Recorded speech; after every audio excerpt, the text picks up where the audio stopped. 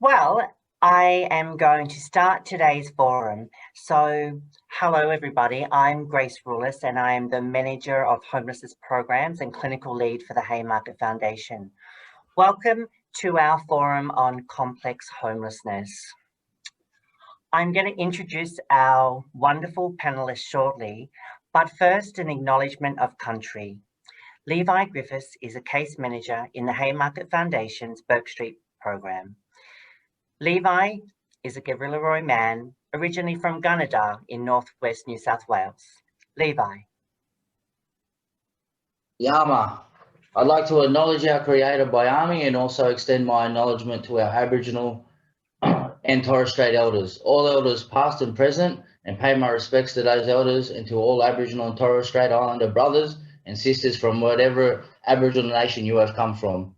We wish to acknowledge that this land was never ceded, but stolen, and pay tribute to those Aboriginal lives taken, and acknowledge the great trauma and pain still caused by that theft.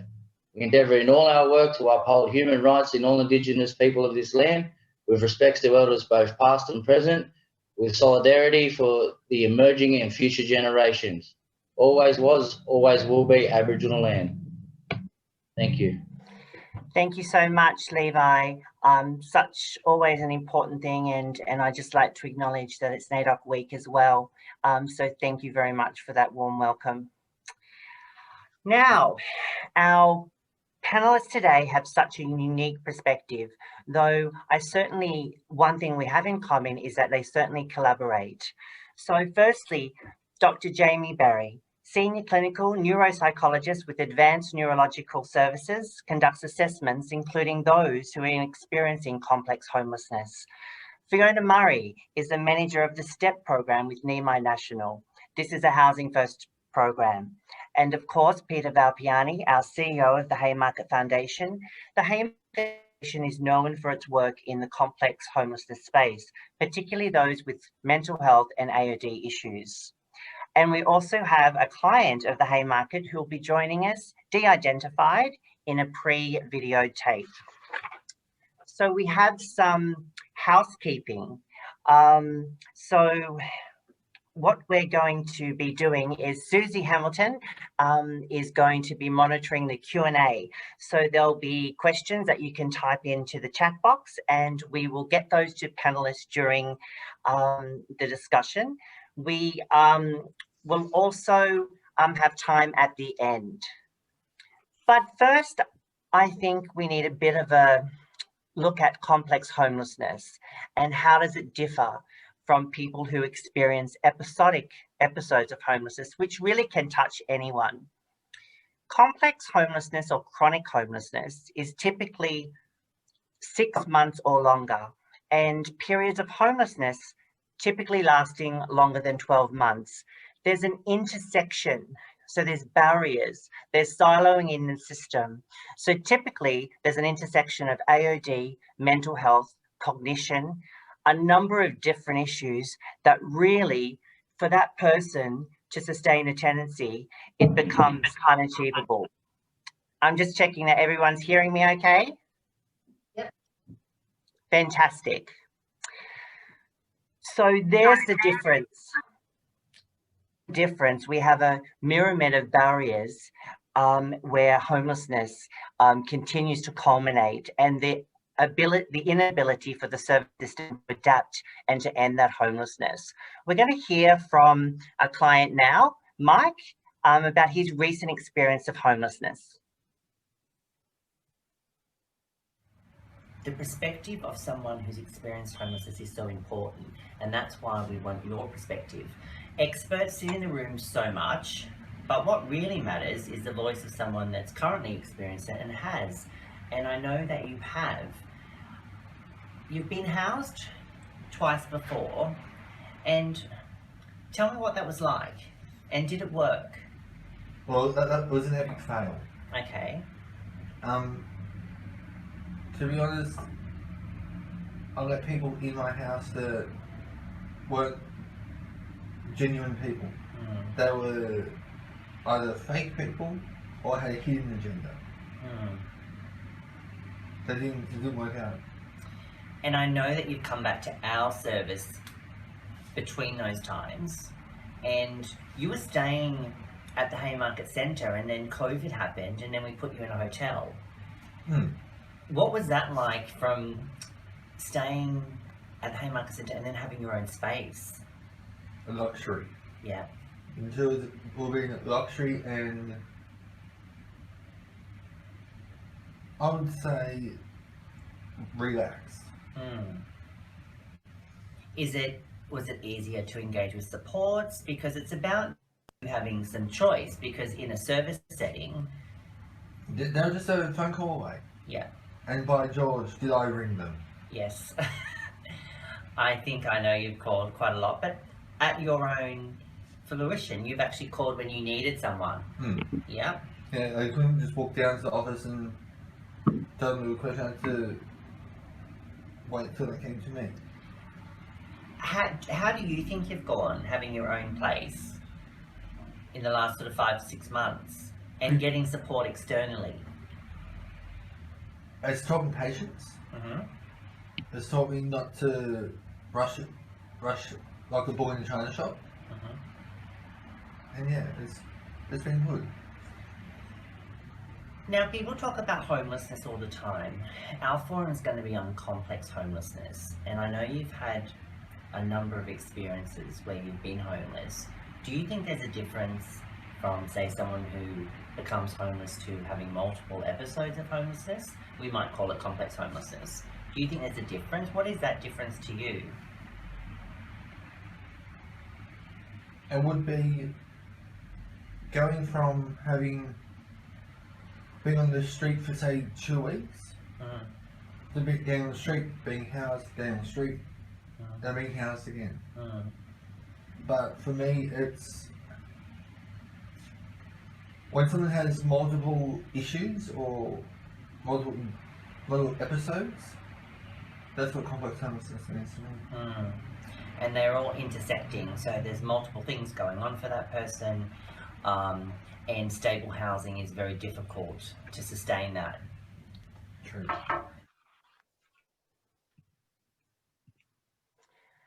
Well, so important to hear from someone experiencing homelessness. I'm having some IT issues, but I hear that you're not, so that's a fantastic thing.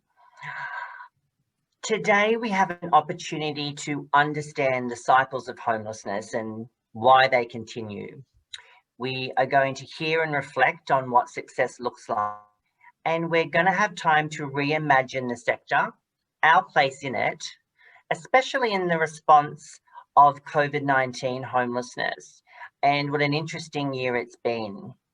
So without further ado, I'd really like to welcome our first guest speaker. Dr. Jamie Berry is a clinical neuropsychologist with the Director of Advanced Neurological Treatment Services, or ANTS. Jamie has developed research and clinical interests in neurological intervention, especially for complex conditions, including mental health, substance use, and homelessness. ANTS has a long association with the Haymarket Foundation in partnering to provide comprehensive neurological assessments for vulnerable individuals to achieve permanent support and housing goals. Jamie also lectures in postgraduate training programs at the University of Sydney, University of Technology, and Macquarie University. Jamie has the honorary title of Clinical Associate Professor from Macquarie. Welcome, Jamie. Hi, Grace. Thank you for the introduction. So I think from a neuropsychological perspective, the first step in understanding complex homelessness is to understand the complexities that underlie the person's presentation who's experiencing the homelessness. So I'm just going to share some images to help outline the complexities that are sometimes involved. Now, some of you might be familiar with this model. It's the CBT model, or cognitive behavioural therapy model, which is the foundation of much of modern psychology. And it's just got 3 bits to it: thoughts, feelings, and actions, or cognition, emotions, and behaviour, as it's more formally thought of. Now, with complex homelessness, there often is a relationship between thoughts, feelings and actions that perpetuates emotional distress or unease. For example, if someone has the thought, I'm not safe, I might be attacked, then most of us can appreciate that that could very easily give rise to feelings of anxiety. And this is actually very common for people who have experienced trauma or complex trauma, which essentially is trauma from an early age and repetitive trauma. So someone has the thought, I might be attacked, they feel anxious, and then that might then cause them to escape or leave a situation. And in my experience working with a homeless population, often it's this avoidance that gets in the way of a person maintaining housing in the longer term. And then this cycle can repeat in on itself and reinforce itself and get deeper and deeper over time. So that's the first step of understanding the complexities of the person who's experiencing complex homelessness. But that's not the, that's only the beginning of it.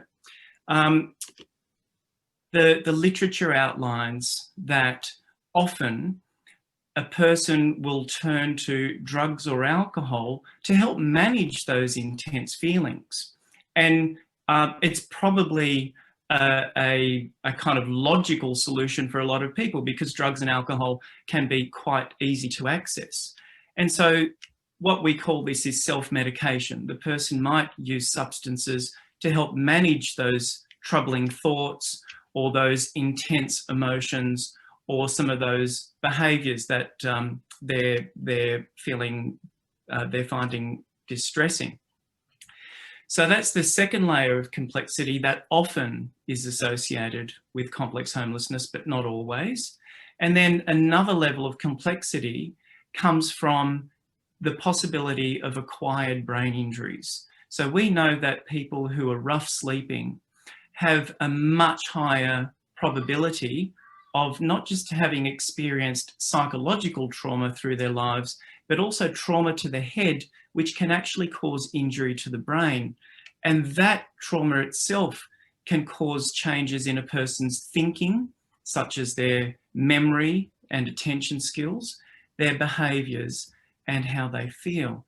And so when we're talking about complex homelessness from a neuropsychological perspective, it's really important to understand what factors might be leading this person to feel in this particular way, to be thinking in this particular way, or to be engaging in certain behaviours. And I think that's a wonderful non-judgmental approach to assisting a person, because if you can understand what those underlying factors are, then that's the starting point to being able to assist the person out of that hole, if you like.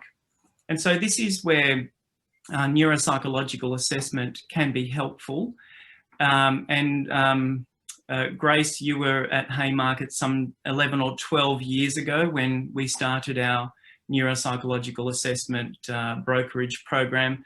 And I think it's been a wonderful opportunity to assist so many vulnerable individuals.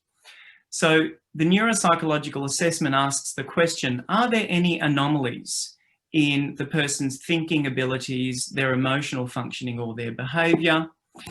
And the next question is, if there are anomalies, what's likely causing them? Is it a substance use disorder? Is it a brain injury? Is it complex trauma? Or is it a bit of all of the above?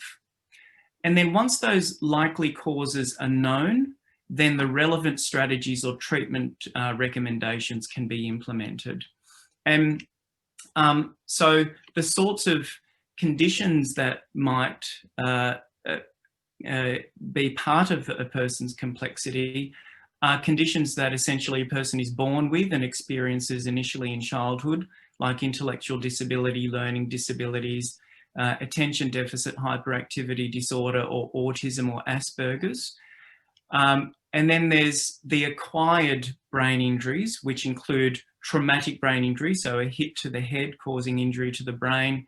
There are other less common ones like stroke, and hypoxic brain injury, which can result from drug overdoses, for example. But people can also cause damage to their brain with long-term use of alcohol or other drugs.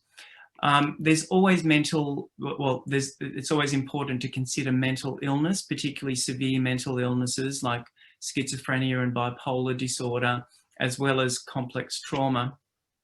But substance use, including intoxication and withdrawal, can also destabilise a person. And so it's not uncommon that the clients that end up being referred to me or my service have a mixture of all of the above.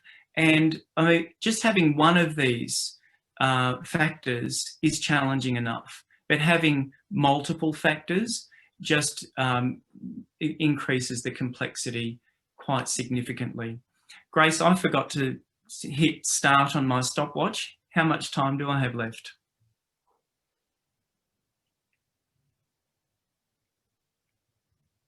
You can keep on going. Okay. So that's the graphical part of the presentation. I did a quick literature review in preparation for today, and I just want to share some of the stats I found with you.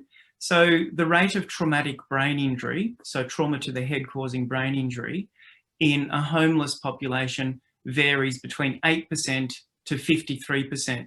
But even 8% is at the high end of the rate that we would see within the general community. So there are far many more people with homelessness, experiencing homelessness, who have a brain injury.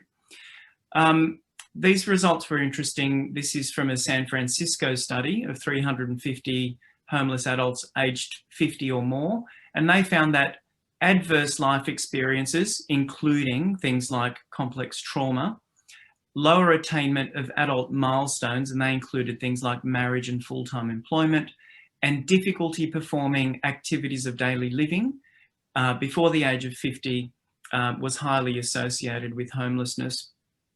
And this is another study very recently published this year of 565 adults who are homeless with a mental health condition. And they found that history of trauma was a significant factor in this population.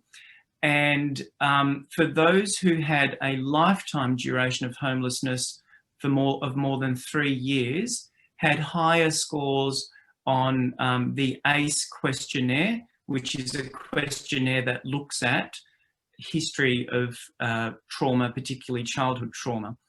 And so they also found that the number and severity of mental health diagnoses was associated with long-term homelessness, in particular things like PTSD, panic disorder, depression with psychosis, alcohol and substance use disorders. Whilst I do have some more slides, I fear that my time is coming to an end. So I'm happy to hit the pause button there and to answer any questions in the question time. Thank you, Grace. Thank you, Jamie. And fascinating the work we've done over the year and that link to childhood trauma and how it accumulates through somebody's life, and it's trauma on top of trauma. And you did a really fantastic job of pulling out those responses later in life. Jamie, I'm wondering, I count myself lucky that we collaborate and we can pathway people to have a neurological assessment. I wonder, in the public sphere or case managers in organisations that don't have those connections, how easy is that pathway experience? So it really is a bit of bad luck and a bit of maybe unclear identification of some of those factors, and very easily someone can kind of get down that path of that complexity that could lead to complex homelessness. It's very sad, and I've done a lot of assessments on fairly young people, late teens or so, and quite clearly to me, from a clinician's perspective, they've got severe underlying disorders or conditions that have been poorly managed, And I could just kind of imagine that the next 30 years of their life, if they didn't get the right sorts of supports, what it might end up like. And often it does lead down to that pathway of complex homelessness. So for me, early identification of the factors and then supports or management strategies can really change the course of a person's life and their quality of life. Yes, absolutely, Jamie. The identification of a housing and support pathway through an assessment has been really life-changing, and we have seen those complete cycles of chronic homelessness really from someone's teens. So it's just been phenomenal work to give somebody that quality of life moving forward. Apologies if I jumped in. My IT, of course, perfectly today for me. So thank you for that. And I look forward to if there's any other questions for Jamie. After that, it's really interesting, obviously, to see how the brain works. The ACE study is fascinating. I would like to see more studies on childhood trauma and the cumulative effects of that in someone's later life. Our second speaker, Fiona Murray, is from Nehemiah National, an organisation who provides support across multiple homeless programs. Fiona is the manager of the STEP program, Supported Transition and Engagement. Fiona has worked in the homelessness sector for over 10 years with a particular interest in the intersections of women's homelessness, domestic and family violence, and the LGBTI community. Fiona currently works at National Nehemiah and provides support across a number of homeless programs. Welcome, Fiona. Thank you, Grace. And as you mentioned earlier, Grace, it is NAIDOC week, and I just want to acknowledge that unfortunately in homelessness community we see a huge overrepresentation of Aboriginal and Torres Strait Islanders, which we obviously understand in the context of dispossession and systemic disadvantage, and it's all of our responsibility to address this, especially us in the sector, and I'll get more to that in a moment. So Housing First is globally recognised as one of the most effective interventions in complex homelessness. It's a model that comes from the United States, and it's been implemented in New Zealand, Canada, the UK and Australia, and I'm really pleased to say that it is definitely gaining traction and recognition as a model that is working really well in Australia and in Sydney right now. So the aim of a Housing First model is really to offer safe and permanent housing to people as soon as possible, and that it's not conditional on factors that you may see in a more traditional trajectory through a homelessness system. For example, and what I mean by that is, I guess, a traditional system in many countries might involve going from rough sleeping into a crisis service, then possibly into transitional housing. And then maybe after a number of years or leases, you may be deemed appropriate enough to move into permanent housing. And while this isn't necessarily a bad model, I guess there's a few things that can not work out so well for people. For example, if you are using drugs and alcohol, if you have severe mental health issues, it may be really difficult to sustain any of those other forms of accommodation. Whereas I guess coming from a perspective of Housing First, the idea is you provide housing and that provides the safety and the platform to work on those other issues. So the research also shows that with Housing First models, there is a much higher retention of people in permanent housing than in other models. So housing is like giving the actual physical house is one part of the puzzle to solving complex homelessness. The other part is the support component, and that's where organisations like Nehemiah and many others come in to partner with housing organisations to really offer the support that people need to sustain a tenancy. And I guess the part that I really want to emphasise with this, and again, this is coming from the people that we work with, is counterintuitively, it's incredibly challenging for people to become housed. And I guess this is tying in a bit with what Jamie was saying earlier, people's neuropsychological profile may be quite different. People may be used to living in more of a fight or flight reality on the streets. You might have lived on the streets for 10 years, 20 years. The prospect of getting a permanent house can be terrifying for people, and it can be incredibly hard to sustain. So that's really the purpose of matching support with the actual Housing First properties. So, and just, I guess, to illustrate some of what people say about how difficult that is, that just some quotes from people that we have housed through the STEP program, which is a Housing First program. One gentleman said, "It was difficult at first. I was not used to being on my own. When you're homeless living on the street, you're constantly with others. You build a community on the street, so it was very difficult to let go. But thankfully, I was able to adjust to the silence." And this is something we hear a lot, that people, while they may want to be housed and they may work towards being permanently housed, it's actually just very difficult to adapt to having more stability when you're used to surviving every day. The other thing, which I think makes a lot of sense when we think about it, is that if you, especially been living on the streets, when you become housed, you might lose your community. You might be housed away from your community. You might have been homeless for 20 years and suddenly you're not, and your identity is somehow wrapped up in being a rough sleeper, and part of what we know to be the incredibly sophisticated and interconnected community of, say, rough sleepers in inner city Sydney. That's a massive thing. I think any one of us would be really challenged to suddenly move away from all of our supports, all of our friendships, all of our daily things and routines that we do every day. And I think that's often something that people don't quite think about. They think, oh, people are going to be housed, fantastic. Your problems are solved. You're not homeless anymore. It's actually one of the most difficult parts in people's journey to be housed. So that loneliness and isolation can be really horrible for people. So what do we do about that? I mean, as I said, that's the point of offering support along with a new tenancy. And the support would look like a mixture of practical and emotional supports, things like getting your place furnished straight away. You know, support organisations provide furniture, you know, a television, a comfy bed, all of those like comforts and things that people need that will help them to settle in are really important. We also want to explore with people, I guess, that transition from being homeless to them being housed, what that means for them. What does meaning look like for them now? What are their values?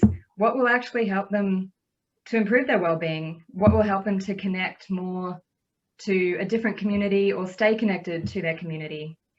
So in a way, recovering from homelessness is not that different from recovering from, you know, something like complex trauma. And obviously, you know, our understanding of complex homelessness is quite very similar to complex trauma.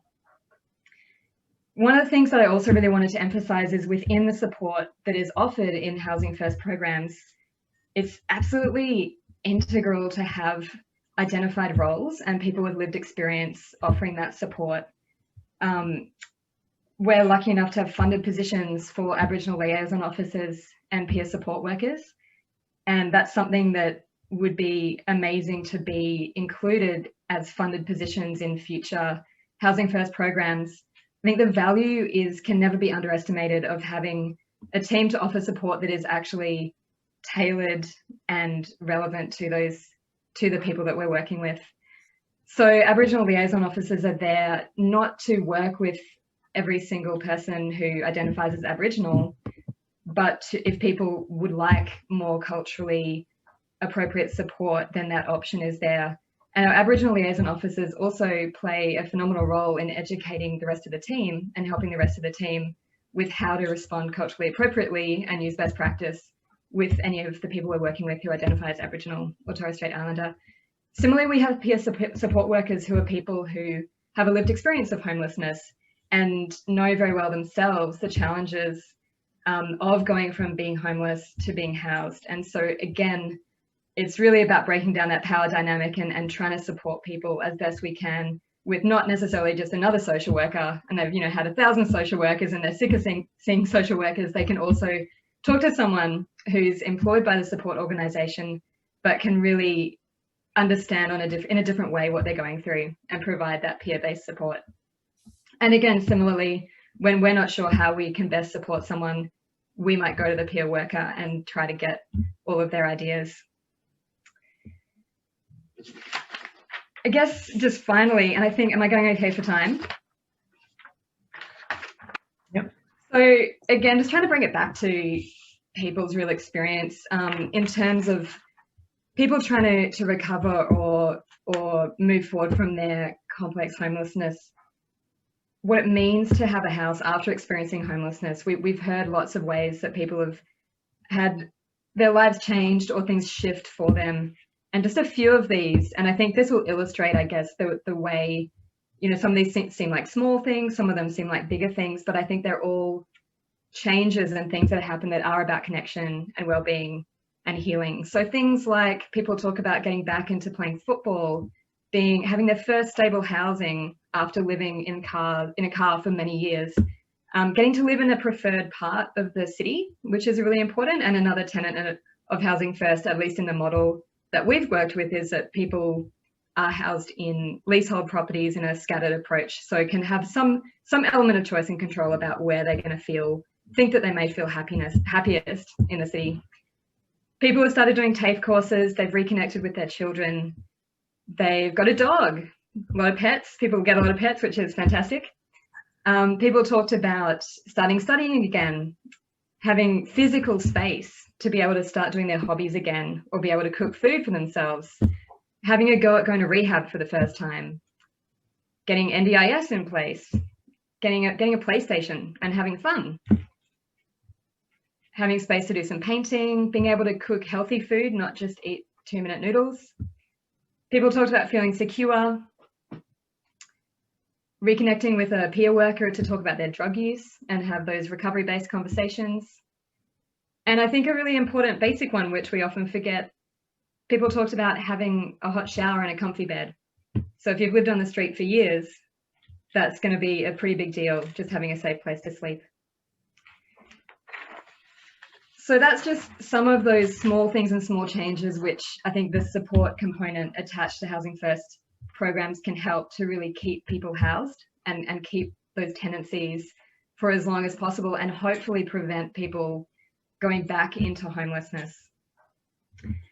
So I guess just to wrap up and back to that topic of complex homelessness and how to solve it, it is really complicated. Like, the simple part is the house, but it's not an easy road to keep people housed. It's long-term work, it's expensive work. It means, you know, building relationships with people over years, relationships between organizations. It's a long game and it's a hard game, and it takes a whole lot of persistence and a whole lot of patience, but it does work.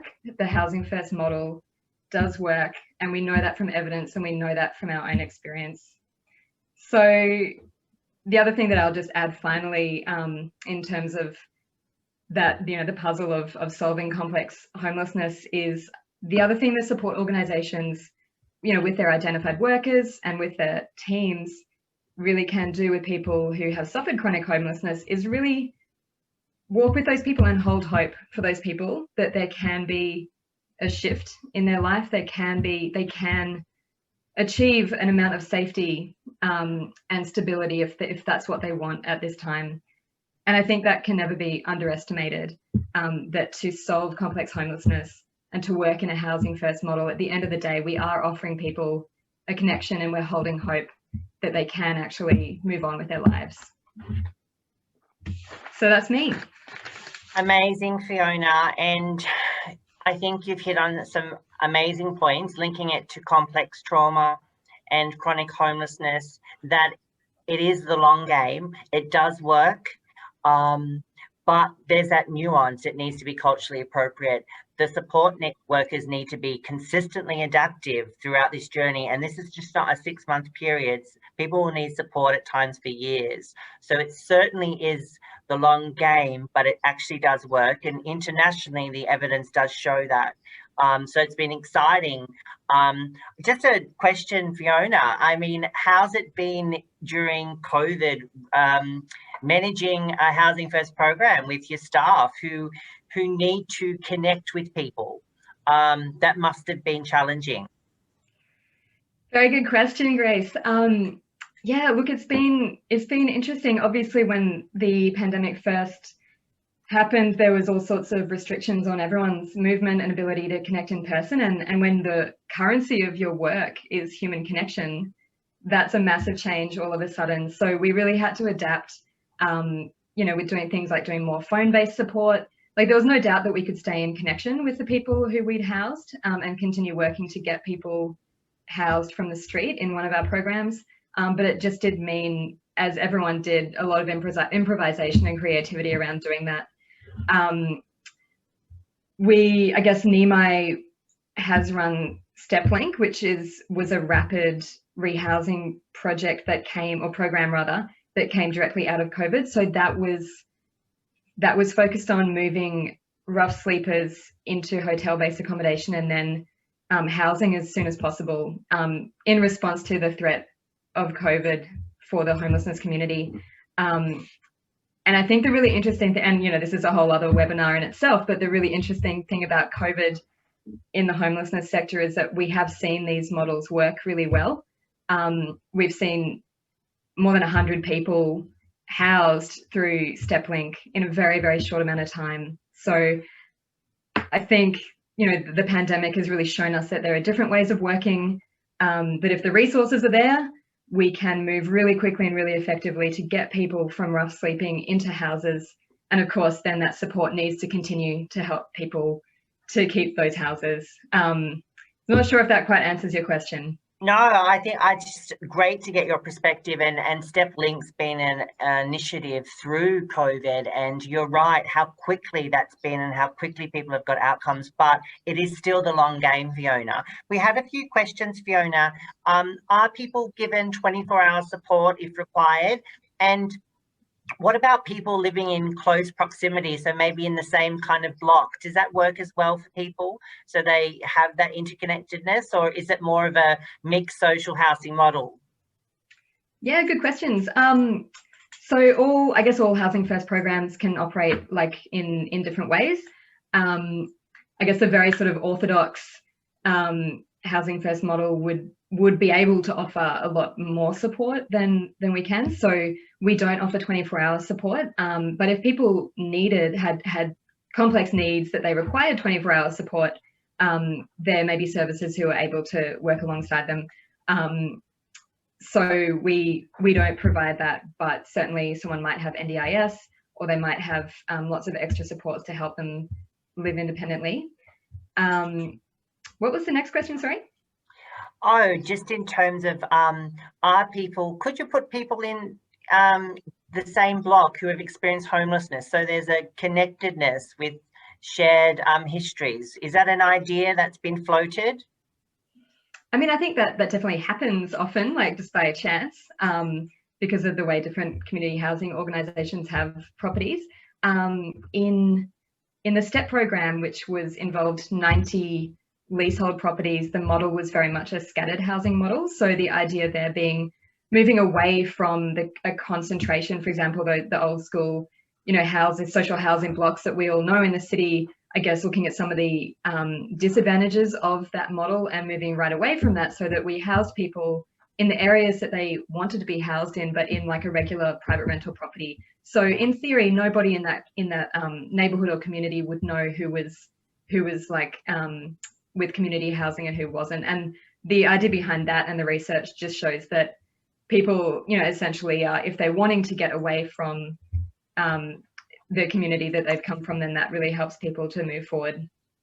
But in terms of what you're saying with having other people nearby in terms of combating that loneliness and having that sense of community, I think, people are obviously highly resilient and intelligent, and if they want to keep connections with people, they'll always find a way to do that.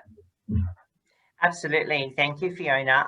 At the end of the day, it's about choice and dignity, and that's the really innovative part of Housing First. Thank you so much, Fiona. I would now like to welcome, and I'm going to have some more questions at the end. I'll go through our chat box with Susie and talk to our panelists after we hear from Peter. So Haymarket is known for its work with complex clients, and while case managers work on a one-on-one basis, we look at the data to get a bigger picture of the issue. The CEO of the Haymarket Foundation is Peter Valpiani. Peter holds a Masters of Business Administration from the Macquarie Graduate School of Management, as well as professional qualifications in project and change management. Peter is currently an associate lecturer at the University of Sydney and a member of the board of NADA. Welcome, Peter. Thank you very much. And it's been wonderful so far listening to people who have experienced complex trauma, as well as Jamie's conversations. It's always incredibly interesting. I could listen to Jamie kind of disseminate for hours in terms of these things, and also the importance of housing first, which is really one of the most critical parts of the puzzle as we see it. I will be talking a bit about data today, but I'll be doing just an abridged version because I know there's lots of questions and we would love to get everyone out on time. So what we use at Haymarket is we typically use data as a diagnostic tool, and we use it to really understand what type of complex homelessness somebody has experienced, some of the drivers at play from a social determinants of health level, as well as helping this as a diagnostic tool to help our case managers provide more efficient and effective solutions in order to help people on their kind of client-led journey out of complex homelessness. What I'm going to do now is I'm going to just do a quick screen share. So this is a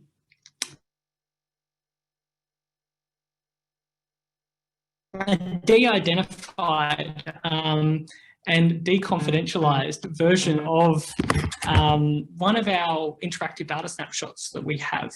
And this one is for the Haymarket in inner Sydney. And so what we have here is we have a 3-month snapshot. So this is the last 3 months of this particular crisis service. And when we're looking at understanding what complex homelessness looks like with this exact client cohort, I think there's a few things that really pull out. So I think the first piece of the puzzle here is the average time of life spent homelessness or spent in homelessness. And we're sitting at 20.1% in terms of that.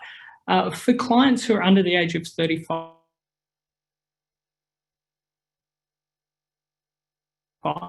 in the Haymarket Centre at this time, this jumps to 52% of their life spent in homelessness.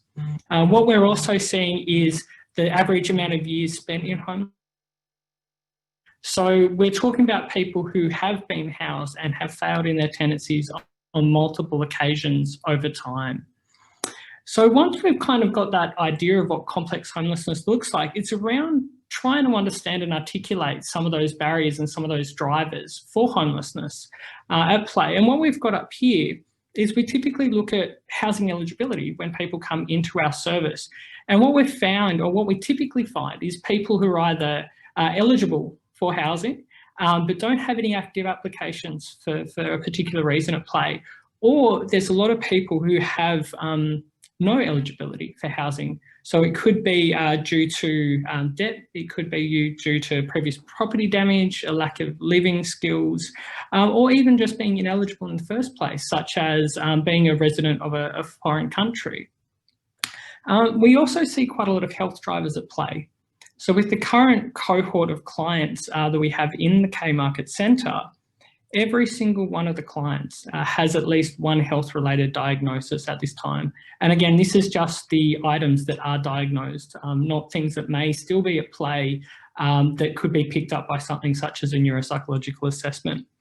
So what we've got is that 91% of our clients currently have 2 or more morbidities at play, and 57% of the clients in our cohort have 4 or more morbidities across physical health, mental health, and drug and alcohol use. So you, as Jamie was talking about earlier, for example, if it's longer than 36 months and how that impacts on a history of trauma, we're looking at 8.6 years, which is well over that 3-year threshold. And we're looking at the key questions over time of what happens when you've got multiple health factors at play. And then there's also the things such as complex trauma, a lack of living skills, community connections, incarceration, etc. Once we've got all these diagnostics at play, it's around what do we do with this? What do we do with this information in order to get a better result? And I think that there's three key things. There's trust, there's tenacity, and there's time. You know, it does take a long time to work with this. And it's around time from a strengths-based approach, helping people develop the skills required to sustain a tenancy. There's the time taken to develop that trust and develop rapport with workers, but also time often spent on waiting lists. And obviously the best place for spending a lot of that time and developing that work is in a housing first model, is in a home rather than in rough sleeping homelessness or in a crisis accommodation service. The other things that we've got to do is we've got to look at what the most appropriate housing option is. And I know Fiona's already touched on that, is that, you know, community connection is critical. It's the type of housing, it's the type of location, is it social housing, is it supported independent living?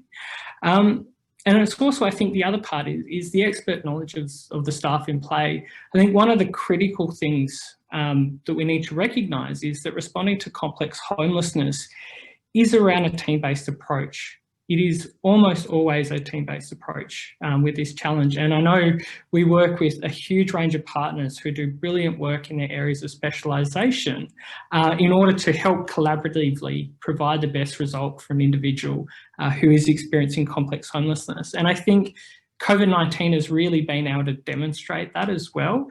We've been able to rapidly put in place ways of working, not just across the homelessness sector, but also across the health sector. We've had some wonderful peers that we've been able to work with in getting some amazing results in very short order over the last few months. And I think that we also absolutely need more social and affordable housing over time, and we're looking forward to what may come out in the state budget in relation to that.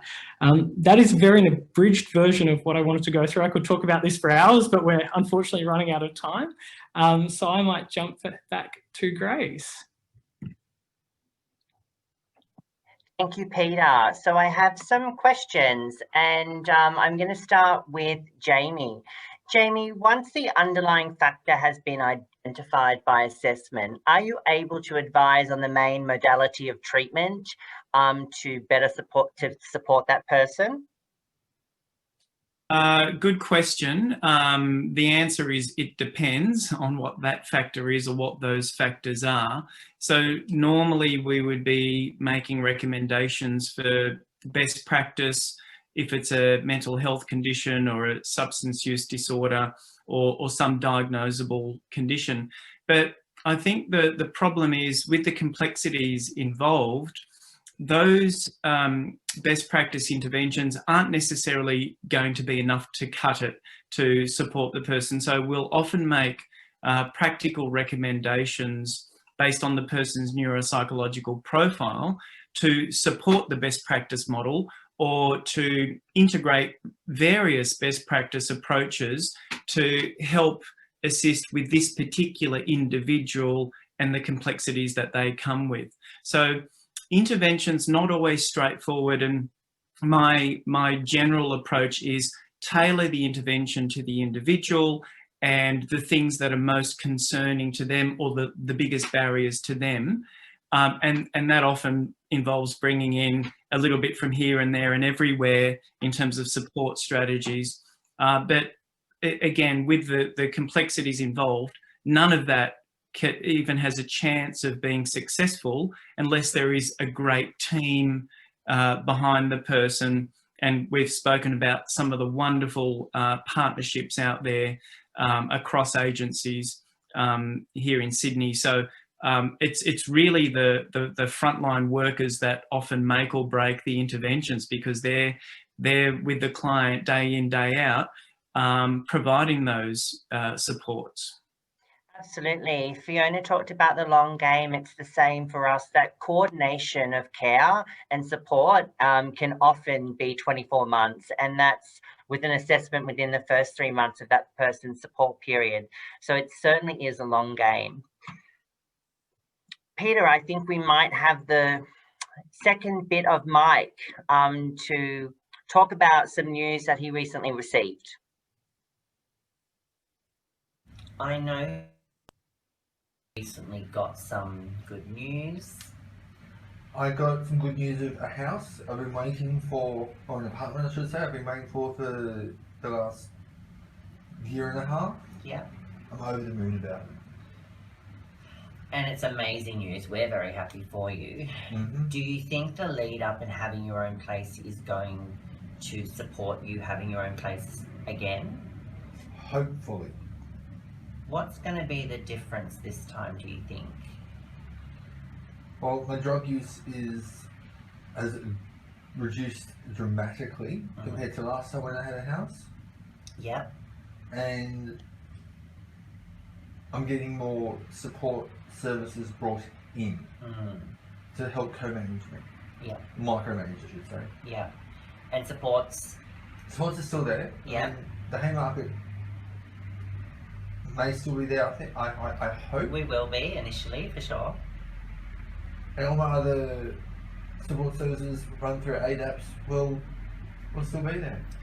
What do you think about your supports? Do you think that's an integral part of of it being successful? Yes. Yeah. I just have to trust my gut Yeah. and not let my intuition follow. Although I think about you often because, you know, you've been with us a number of times, and I think that those relationships that you have are quite authentic and there's a lot of trust built up. How does that feel to have that? It feels not so much relaxed but supportive. Yeah. If you could say something so government, we want to solve homelessness. We want to stop the cycle. Doesn't everyone? I agree. I think Australia's got a real appetite for that, especially during COVID. What would you say to the government and society to actually solve it? What would you say? How could we solve it once and for all?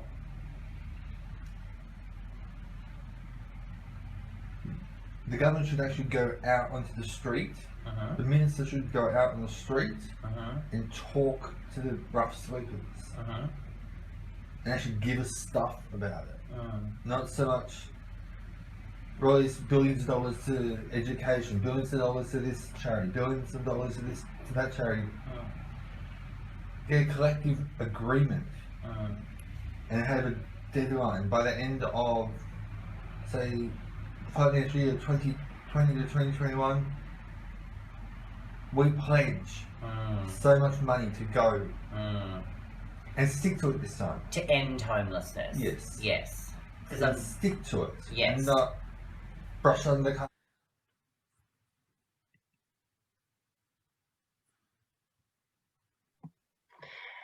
So that was Mike, and it's just important to have the voice of someone who's experienced homelessness. It's certainly been a long game, and I know there's multiple agencies involved and really reflecting on the past, what hasn't worked and has really changed the support moving forward. We only have about 5 minutes left. I want to end with a fantastic quote from a recent article. But I had a question for the panelists about safety. So when you're working through support with somebody who hasn't experienced feeling safe, what are some of the ideas you have about how to make that person feel safe, and how does that journey unfold? I mean, from an assessment space, Jamie, then you've got someone sitting you haven't met before. How do you make someone feel safe in that environment? And Fiona, when you first engage with a client? So within the assessment context, one of the things that helps a person feel safe and comfortable with the process, because it is quite an overwhelming process potentially. The typical neuropsych assessment goes for 3 or 4 hours. And so basically making it very clear to the person that the assessment is for them and it is to benefit them. It's not just for the purpose of making a diagnosis and then someone else managing them. It's for them knowing more about their, maybe some of their experiences, some of their distressing symptoms, and learning more about themselves, and thus empowering them to at least start to consider change and to give them tools for change. So I think the person-centered approach is critical to ensuring that a person feels safe and heard, and that the process is all about them. At a broader perspective, the philosophy that underlies how to help a person feel safe if they've got some anxiety is to support them to gently start to consider confronting some of those things that they might otherwise be a bit anxious about in very, very small parts initially, because fear is mediated by one of the oldest parts of the brain. And so it's always going to have dominance and precedence. And it's not until or unless a person has some experiences in the presence of those fear-provoking things that experience no negative repercussions and possibly even some positive repercussions, that is what's required ultimately for someone to get out of that hole of deep and intense anxiety or trauma. Now, obviously, that's best to be guided by a clinician, but just at least offering the idea that maybe confronting that fearful thing in a small part could be worth a try to start to make some changes. Beautifully answered. I'm glad my internet's finally working at the end of our forum today as well. No, that's a beautiful way, and I know that you've taught on that, Jamie. Fiona, how would you summarise your answer? Trying to think of how to put it, because there's so much we could say about this. When we're supporting people practically to transition into being permanently housed and try to recover from complex homelessness, in some ways it starts with the worker and the support worker and the team. We need to be patient and we need to be calm. And as we've said, it is a long game. And one of the benefits, again, of a housing first model is it generally allows a very long time to work with someone. We have 3 years to work with someone for good reason, that it may take 2 years to really gain someone's trust. So that's what we do. I guess the other thing, we deal with people who have a lot of complex trauma, who may have had a lot of experiences of being institutionalized, whether it be incarcerated or in psychiatric wards, things like that. So we're very keen to constantly impress upon people that their engagement is voluntary, as much as we would love to work with them, connect with them, walk with them through this journey out of homelessness. It is voluntary. The control and the choice is with them, because often, people who experience complex homelessness have suffered so much people taking control from them and choice from them. So we really try to impress that they're the ones in control. They're in control of what support they want, how much or how little of what they want to do with their life, of how they want to try to rebuild their life. They're the ones who drive that, and we're there to support them do that, to encourage them. And as I said earlier, to hold hope for them that we can move forward. So fairly idealistic answer there, but that's really, in a practical sense, how we help people to try to feel safe. Absolutely. And the amazing thing that your housing is not conditional on accepting support, which really works. And that's at that pace, that their is at their pace, which is amazing. Cameron Parcell recently wrote an article. There's a number of authors in this article, and it's understanding the responses to homelessness during COVID-19, an examination of Australia. And I just thought it's pertinent that we end with this. And he talks about this Australian case study of homelessness policy in response to COVID-19 provides important lessons for ongoing scholarship to work towards reframing homelessness as not a social injustice issue, but also as a political problem that has policy solutions. COVID-19 has shown that governments can act to address homelessness, even if only temporarily, and to do so requires a framing of the problem that locates its source in housing and social policy failure, and not in the individuals to whom society fails to provide access to adequate affordable housing. So it certainly is a policy issue. It's a policy solution. It's not the individual's fault. And I think it's a nice way to end in terms of ending homelessness. We've had a great political will, and we certainly don't want to go back to business as usual.